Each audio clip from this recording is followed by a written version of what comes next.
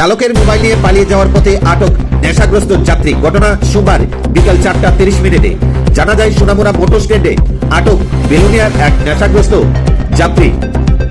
ঘটনা বিবরণ জানা যায় বক্সনগর থেকে গাড়ি আসার পথে নেশাগ্রস্ত যুবক কৌশিক দেবনাথ কমলনগর থেকে সোনামুড়ার গাড়িতে উঠে সে নেশাগ্রস্ত অবস্থায় থাকায় চালক মানবতা করে বিনামূল্যে নিয়ে আসে, কিন্তু সোনামুড়া মোটর স্ট্যান্ডে এসে গাড়ি থেকে নামতেই চালকের মোবাইল নিয়ে পালিয়ে যাওয়ার পথে আটক করে অন্যান্য যাত্রীরা এই নেশাগ্রস্ত যুবক কৌশিক দেবনাথকে।